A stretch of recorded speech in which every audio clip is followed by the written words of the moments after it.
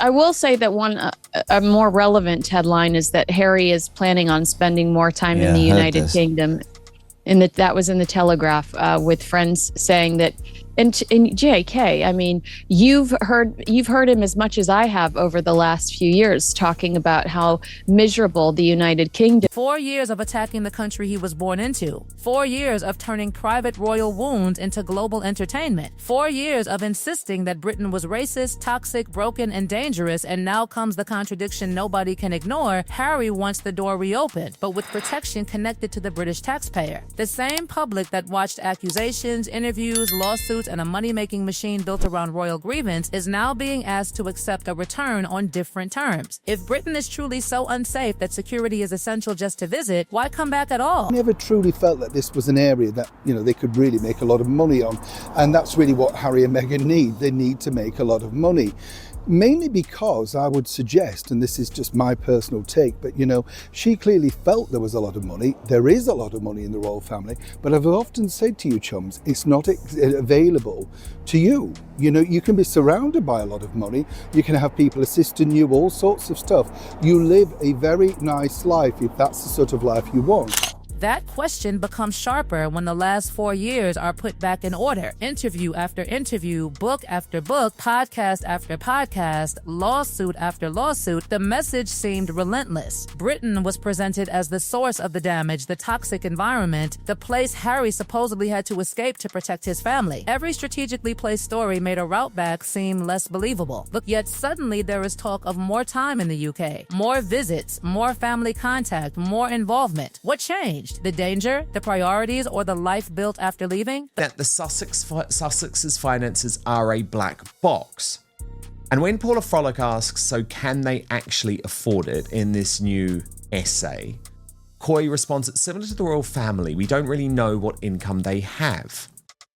Even the mega deals were guest work. The Netflix one they used to have and the Spotify deal, all of that was estimations. We don't actually know exactly how much they've made over the years. The Oprah Winfrey interview became a defining moment because accusations against the royal family exploded worldwide. Then came the memoir, a book that dragged deeply personal material involving a father and brother into public view and turned private history into a commercial event. The money surrounding that project only sharpened the contradiction. The royal identity was being attacked in public, while that same identity was also the reason millions were watching and buying. It was condemned, yet the royal connection remained commercially priceless. That is why this security battle feels bigger than paperwork. The legal battles complicate the picture further. Harry has repeatedly pursued major cases, a pattern that hardly suggests somebody unwilling to spend heavily when a principle matters. Now the public is looking at the proposed return and asking why the burden should move outward. The controversy is not simply a private visit. It is the possibility of protection funded by taxpayers who watched the fallout from their living rooms after being told that Britain itself was part of the problem. Put yourself in the position of an ordinary person going to work, paying bills, and hearing that someone who relocated to California after making millions from interviews, media deals, and royal revelations may now need public money attached to visits back. That person remembers the accusations. That person remembers being told leaving was necessary. And the calculation becomes brutally simple. You said Britain was dangerous, you left publicly, you profited, and now you want to return with somebody else helping pay for security. The contradiction becomes even more uncomfortable when Meghan and William are pulled back into the timeline. She was repeatedly described as having surrendered so much to enter royal life, while William was said to have urged caution before everything moved too quickly. At the time, many people treated that advice as hostility. Looking back, critics now frame it differently. California was supposed to be the clean break, the fresh start, the place where independence replaced palace dependence. But if that promise is weakening, the return suddenly looks less like reconciliation and more like necessity. And that is why the public reaction matters. The UK is not responding with the same heat seen at the height of the family war. One comment captured it: if Britain is dangerous enough that a full security team is required just to see family, do not visit. He is said to want more time in the UK to see family and support organizations including the Halo Trust and Scotty's Little Soldiers. But critics immediately ask why that desire feels urgent now. Meghan is mocked in the commentary, finances are questioned, motives are dissected, and every explanation is being treated like another clue. The mystery is not not whether the return is being discussed. It is why the need for it appears to be growing for Harry in UK